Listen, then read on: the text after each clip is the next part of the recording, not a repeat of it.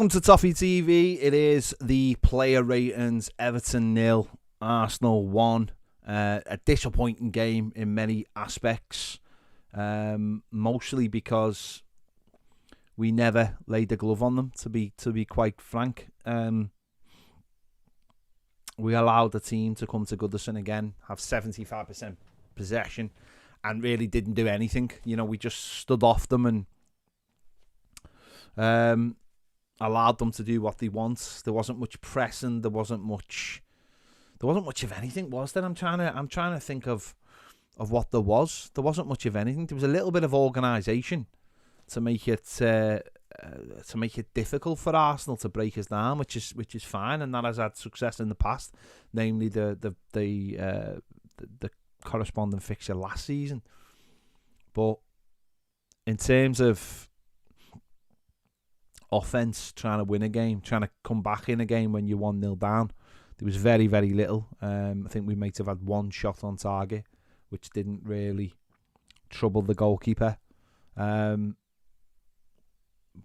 in the last 7 games at Goodison Park, we've won 1 and lost 6. That's diabolical. That is absolutely diabolical. It really is. The record for Sean Dyche is abysmal, is absolutely abysmal. I understand that he has issues to deal with, namely a very poor squad, but to me, the football is woeful. The football is not worth the price of admission.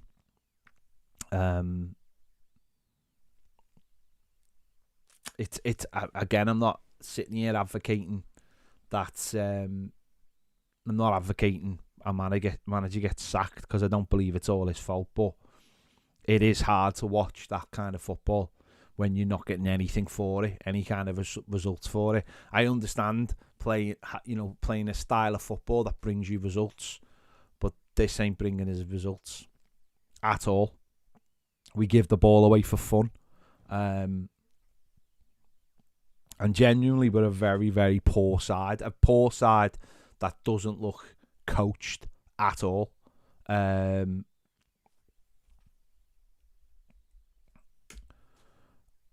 that's the one thing I would say. You know, I'm sure people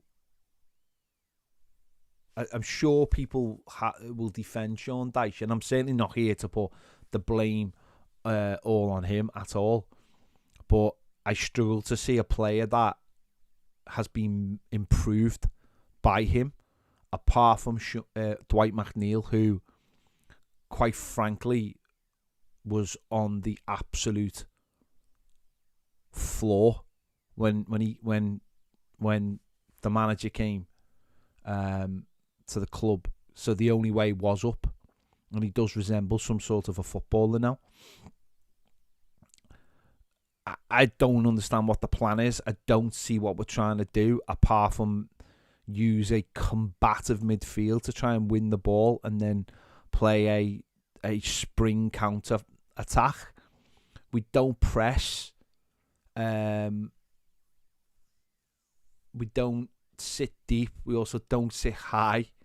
We don't make subs that are offensive and give us like another dimension. We have one way of playing which is awful, to be honest.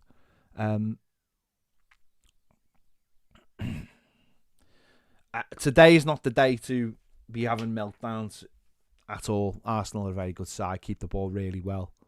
One of the best teams in the league for doing that. So today's certainly not a day to have a meltdown. But yeah, it's first 3 games have been defeats at home. You know, and it's probably our worst. I think it's our worst start in Premier League history. The next 2 home games now, there's huge pressure on them. Obviously, we go to Brentford, and there's huge pressure on those 2 home games that are must-win games. And if we win them, yeah, things look a little bit different. Because in my eyes, and this is really, really sad, really, really sad, my eyes, we are basically hoping 3 teams are worse than us this season. And that might play out, that 3 teams are worse than us because of the 3 promoted teams that, and you add Wolves to the mix. But we are not good. We are not good. And what I would say is, just looking around the league and looking at the way football is played now, football is not played typically in the Premier League like Sean Dyche plays it. It's not played like that anymore.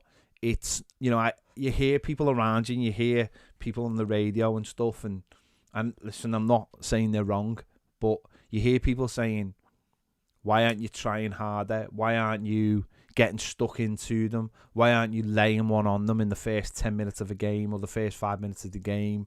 That game of football doesn't exist anymore. That way of playing football just doesn't exist anymore.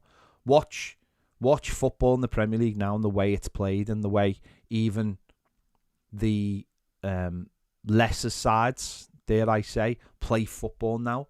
It is all about moving the ball out from the back. It is all about playing the ball through midfield.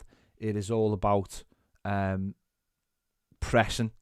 It is all about high energy. It is all about players who can go both ways.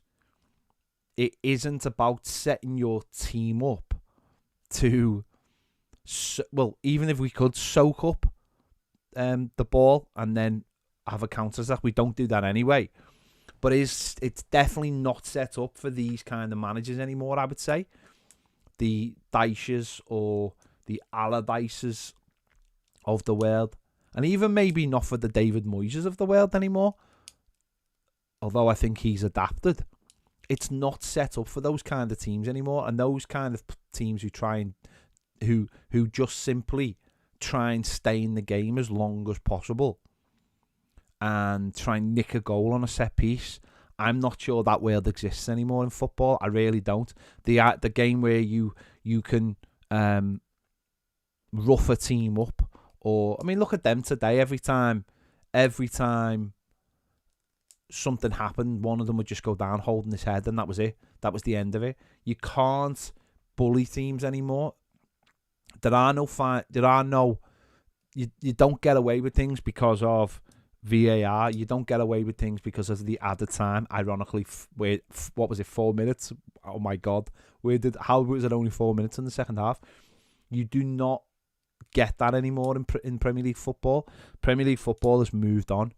And the teams or the managers that don't move on will be found out. You can't just stick 11 or 10 players in a system, be organised, and expect to win games, especially when your set pieces are so bad.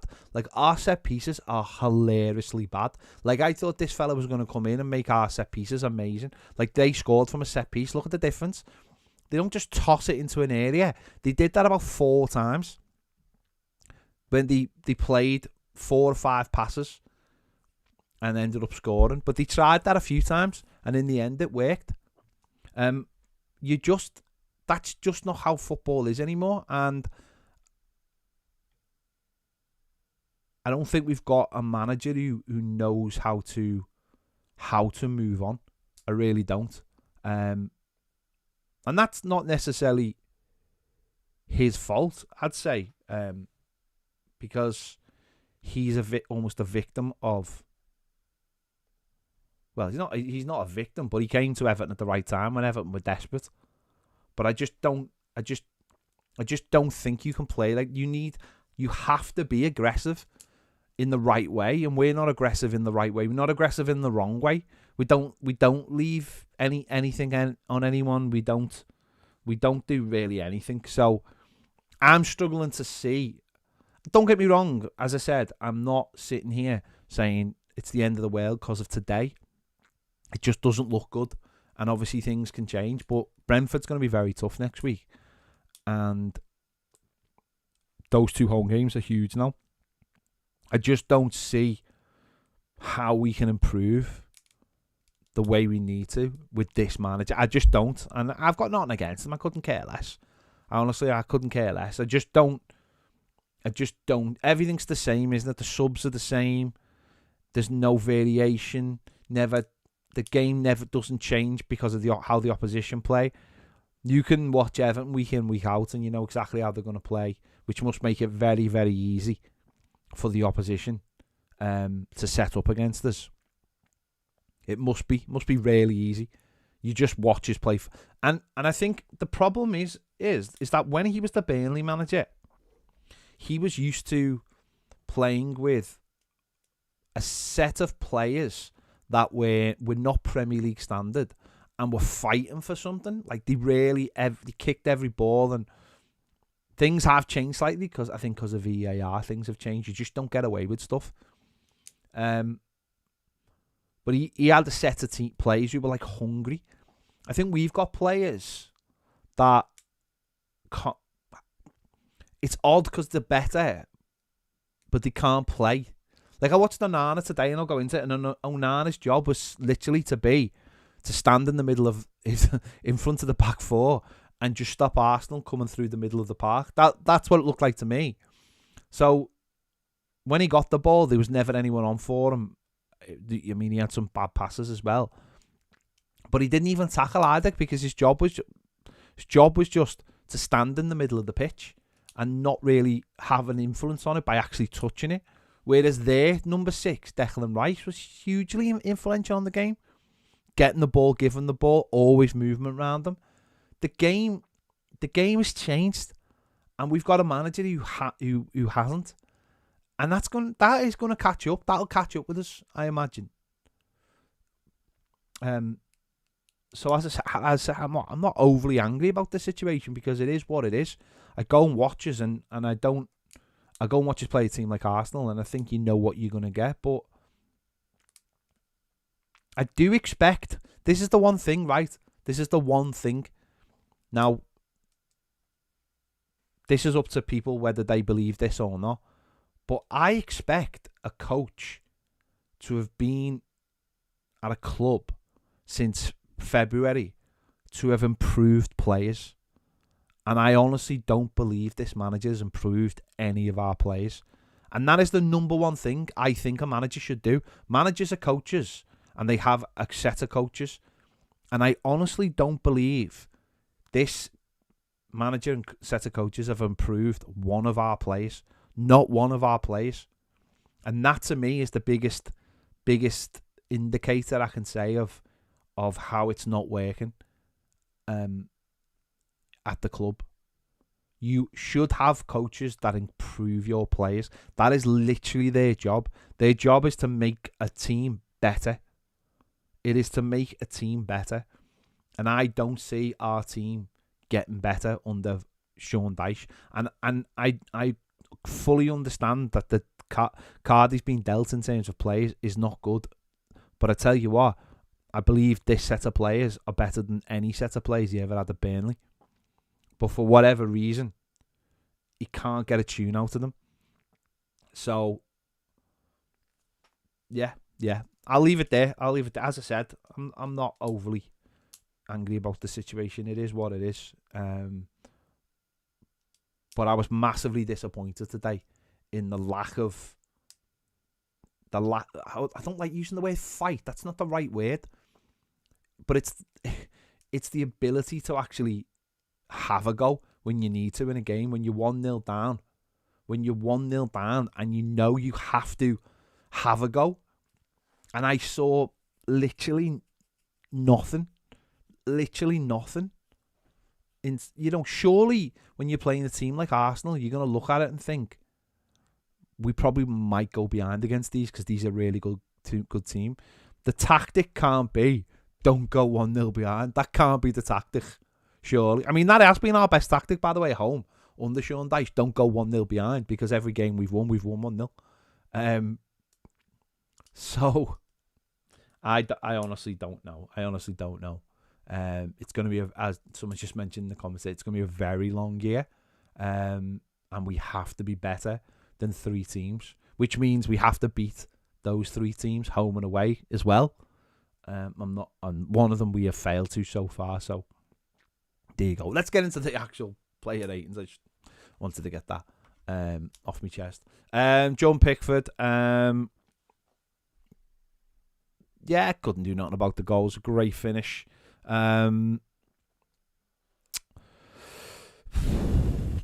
He didn't really have to make that many saves. Did he save from inside the box? 2.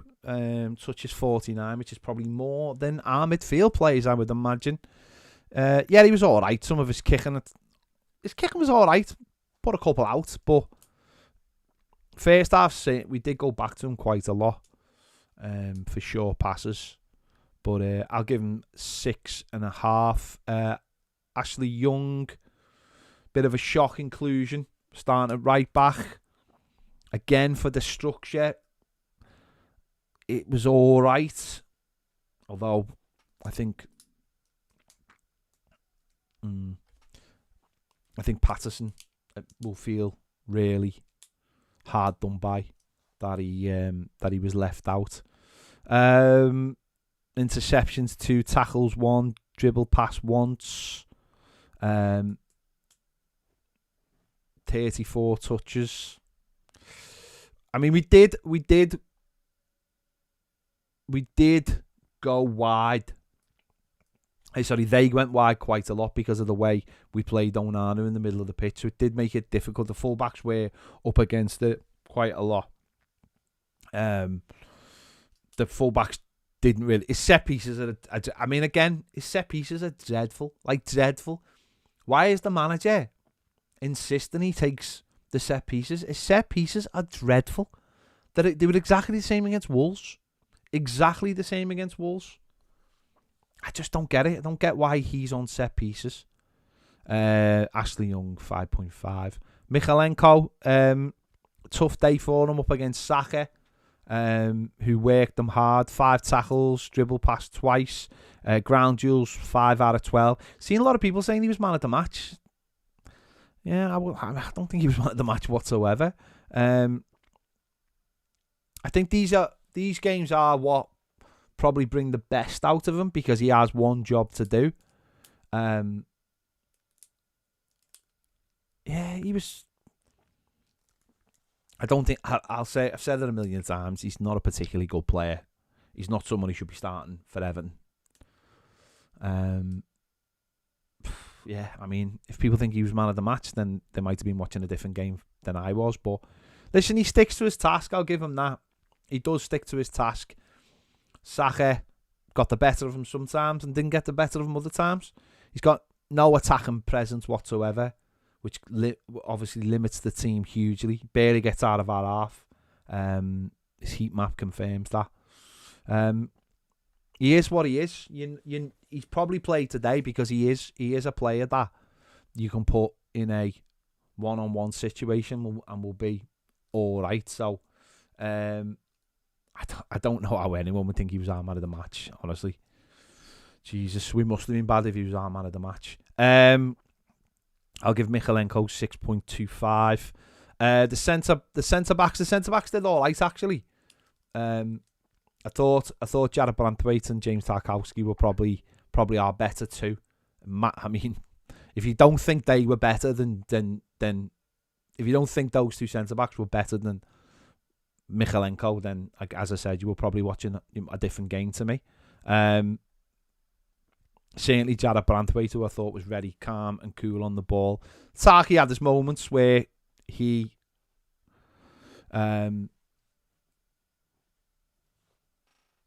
he's the movements wasn't great from him feet wise, but you'd expect that.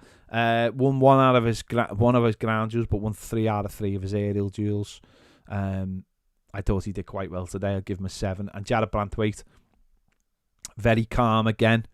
Has been excellent, I think, since he's come into the side. Ground duels won 4 out of 4. Aerial duels 1 out of 3. So obviously Tarky winning a lot more in the air, but him winning a lot more on the ground. 7 clearances, 2 block shots, 2 interceptions, 1 tackle. I thought his passing was good today. 86% passing, 44 touches. Yeah, I thought his passing was good for the most part. So I'd give him 7.25. Again, I don't know what game people were watching if they thought Mykolenko was man of the match. I really don't. Just because he runs around a little bit. But, you know, each to their own. Listen, each to their own. Onana.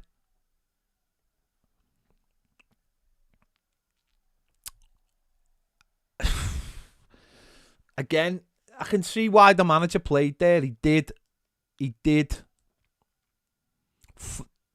did force Arsenal into going wide. Just his presence in the middle of the park. Ground duels won 3 out of 6. Aerial duels 1 out of 2. So 50-50 for both of them. Touches, only 30 touches. 30 touches, which is incredible. But I think all our midfield had barely any touches of the ball. In possession, lost the ball too many times. Be interesting to see where the manager continues playing him in there. I just think, again, he's got to do more, hasn't he? He's got to do more. He's got to have more of an effect on the game than just be a physical presence in the middle of the park. Tackles 2, dribbled past twice, no interceptions, 1 clearance. Yeah, I'm not going to blow smoke up his arse and say, because he stood in the middle of the park, it made it really difficult. Yeah, I understand that. There's a lot of stuff that goes on when you're not on the ball, when you haven't got the ball, and that was also key. Sometimes the ball. I remember Lee Carsley when he wouldn't touch the ball, so a lot. But yeah, I didn't think Onana was massively impressive today, to be honest. So I'll give him 5.5. Jessica Gay, who was playing again just slightly a different position, but again touches on the ball were 30 touches, massively low. And again, it's about filling in the spaces. It's about winning the ball, isn't it? And then trying to break forward. But he found it very difficult today. I mean, he got into areas where you'd hope someone would be shooting rather than it was him.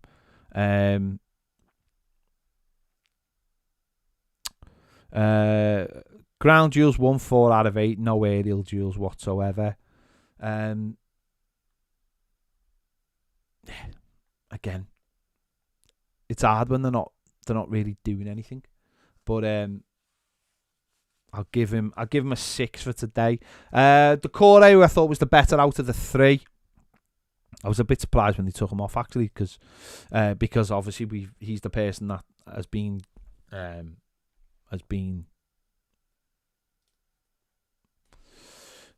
popping up and getting his goals occasionally. 5 out of 8 ground duels won. How many touches did he have? 27 touches. 27. I mean, the midfield 3 just barely touched the ball whatsoever. But yeah, I'll give Decore a 6. Dwight McNeil, obviously coming back his first start. Didn't think he had a particularly good game. Couldn't really get into it. Had a couple of shots. 20 touches. Again, just shows how little we were in the game. Ground duels won 1 out of 7. Yeah, I thought he was poor today. 5.5. Danjuma, again, switching from left to right. Don't think that really suited him. He's much more better suited being on the left hand side. 17 touches, 88% pass accuracy. Did he have? I think he had no shots on target, 1 shot off target. Obviously, didn't really do anything. Again, 5.5. Beto played 66 minutes. Had occasional moments, 18 touches. Excuse me, 67% pass accuracy. Couldn't really get into the game at all. Just couldn't get him into the game.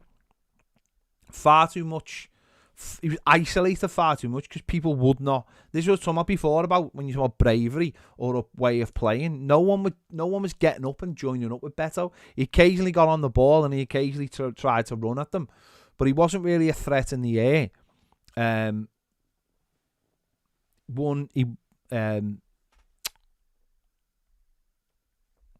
He won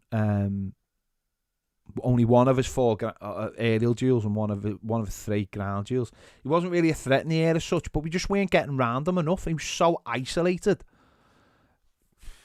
and he looked knackered after about an hour, didn't he? Obviously, he went off after that. So, Beto was 6. The subs, Dom again never really got into the game. Played 25 minutes or so. Touched the ball 12 times. Had 1 half chance towards the end.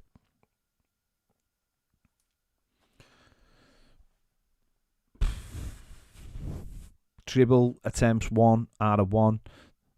Yeah, it's just so isolated. Our forward line because no one was brave enough, and that's even worse in the last 10 minutes or so.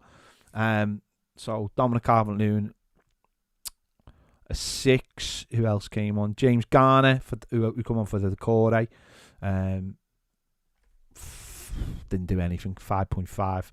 Patterson and Schmidt came on too late, not giving them a score really. But as I said, we were never brave enough to have a go, and that made it even worse when we'd gone 1-0 down, that we didn't have that bravery.